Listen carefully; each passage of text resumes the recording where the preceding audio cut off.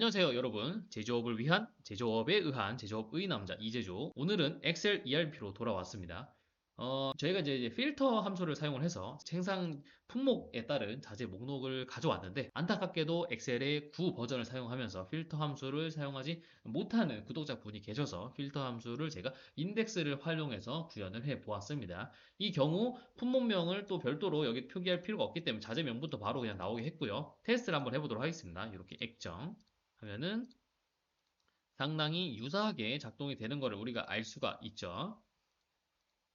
여기서 컨셉이 하나 있는데요. 우리가 필터를 이렇게 쓰게 되면은 얘가 이제 범위로 이렇게 지정이 됩니다. 그죠? 범위로 이렇게 지정이 되는데 일단 이렇게 그 행이 있고 이렇게 열이 있는데 아마 보통은 이런 경우에는 여러분들이 인덱스, 매치, 뭐 VLOOKUP 이런 거를 좀 쓰시게 될 거예요. 이 경우에는 두 열이 동일한 함수를 쓰게 하면서 드래그 했을 때 제대로 작동하게 만드는 게 쉽지는 않습니다. 그래서 그런 거에 제가 좀 컨셉을 맞췄고요. 자, 이렇게 복잡한 함수가 있는데 이 함수를 최소 단위부터 한번 쪼개 보겠습니다. 일단은 아마 여러분이 아셔야 될 게 이 if 단위부터 알아야겠죠. 이 if 단위부터 알아야 되니까 얘를 한번 가져오도록 하겠습니다. 자, 얘가 뭐냐라고 했을 때 일단 if는 뭐냐? 요 조건이 맞았을 때, 요 조건이 참이라면 이 값을 나타내고 아니면 false 값을 나타내는데 저희가 false를 선을 안 해줬기 때문에 여기 바로 그냥 false로 나오죠. 요 값은 뭐냐라고 했을 때 봄에 B5부터 B12입니다. 그게 뭐냐면 BOM의 품목명을 나타내고요. 이 품목명이 H5랑 같다. H5 뭐냐? 저희가 생산 지시에서 선택한 품목명이 되겠죠. 같을 때에는 어떤 걸 선택하냐? 로우 함수로 요거를 표현을 해라 라고 하니까 이 로우 함수가 범위로 어떤 데이터를 출력을 할 수가 있습니다. 그래서 마치 필터처럼 저희는 사실은 이 줄에만 함수를 입력했는데 이렇게 여러 줄의 데이터가 나와 버렸어요. 그래서 얘를 일단 알아야겠죠. 얘를. 자, 얘가 뭐냐라고 했을 때 대충 느낌 오시겠죠? 로우, BOM의 BO에서 12. 그 뭐냐? 이 BO에서 10이 해당하는 행을 가져온 겁니다. 그리고 여기 밑에 보면은 이 로우 BO에서 12에다가 민만 붙여줬죠. 이거는 최소값입니다. 그러니까 5부터 12까지의 최소값은 5죠. 그리고 보면 뺐어요. 그러면 0이 되겠죠. 그럼 여기다가 플러스 1을 더한 거예요. 그러면 얘가 이렇게 되겠죠. 예. 이게 어, 잘못 먹었네요. 고정을 해주도록 하겠습니다. 네, 하고 이렇게 하면은 1, 2, 3, 4 요 값이 나온 거죠. 그리고 펄스 값이니까 얘는 나오지 않게 되고 그러면 이제 우리가 이거는 이해했습니다. 이 함수는 이제 이해를 했어요. 여기까지는.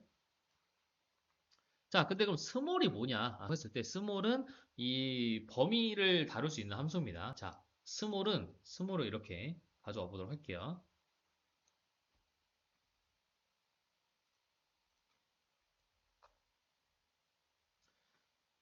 이렇게 스몰을 드래그 해보면 일견 동일해 보입니다. 왜 스몰로 감쌌는지 모를 수가 있는데 저희는 어쨌든 간에 이 값을 이 함수에 넣었을 때 이 하나의 셀의 값이 표현이 돼야 되는데 지금 이 if 함수는 row를 썼기 때문에 범위로 출력이 돼버려요. 그럼 얘가 이거를 덮어버리겠죠. 그러면 안 되기 때문에 스몰이라는 함수를 써서 저희가 한 줄씩으로 만들어 준 겁니다. row 외에 1-1 이렇게 넣었냐? 얘를 사실은 1로 넣어도 돼요. 근데 그러면 문제가 전부 가장 최소 값을 가져올 텐데 이거를 저희가 로우 1-1을 넣으면 드래그를 했을 때 얘가 이렇게 1-1에서 2-2, 3-3 이렇게 늘어납니다. 그래서 드래그 했을 때 제대로 된 값을 가져올 수 있게 되는 겁니다. 자, 그리고 이제 얘까지 이제 알았죠? 얘까지 알았죠? 그러면 이제 인덱스를 한번 해보는 겁니다. 자, 이제 다 왔습니다. 자, 인덱스가 뭐냐? 액정이 떴죠.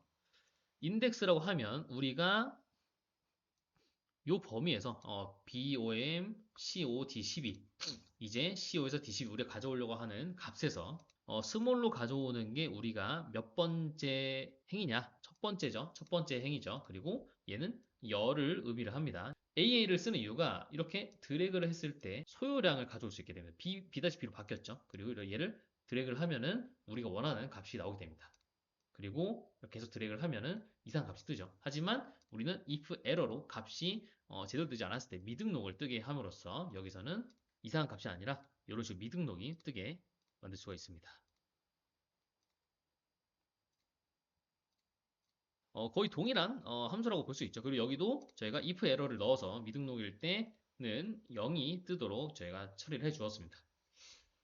자, 우리가 이제 이렇게 함수를 거꾸로 이제 그 분석을 해서 보통 이제 코드를 짤 때는 어느 정도 생각을 해서 코드를 짜잖아요. 근데 남이 짠 함수를 거꾸로 우리가 역으로 이렇게 분석을 해서 가는 거를 우리가 이제 리버스 엔지니어링이라고 하는데 이걸 해봤을 때 사실은 꽤나 좀 어려운 부분이 있고 이런 부분이 계속적으로 생길 거거든요. 버전의 어떤 환경의 차이로 좀 힘듦이 있다라는 부분은 말씀을 주시면 제가 이런 식으로 다른 함수를 사용해서 구현하는 법을 한번 같이 다시 한번 공유를 좀 드리도록 하고요. 하지만 최신 엑셀 파일을 사용하는 것을 추천드린다는 거. 제가 여기 이런 데서 끝나는 게 아니라 VBA 그리고 파이썬까지 나갈 겁니다. 그러려면은 엑셀의 최신화 버전을 사용을 해야 되고 이 필터 함수랑 비교를 해보면 굉장히 간단하죠. 이 함수는 사실은 굉장히 복잡합니다. 이런 함수를 딱 봤을 때 이해하려면 이런 것들을 좀 많이 해봐야 돼요. 근데 아마 그런 엑셀들을 많이 해보려면은 꽤 많은 노력이 필요하고, 과연 내가 이런 함수들을 이렇게 공부를 하는 게 내 본질의 업무에 좀 맞느냐? 이런 거는 한번 고민을 해보실 필요가 있을 것 같습니다.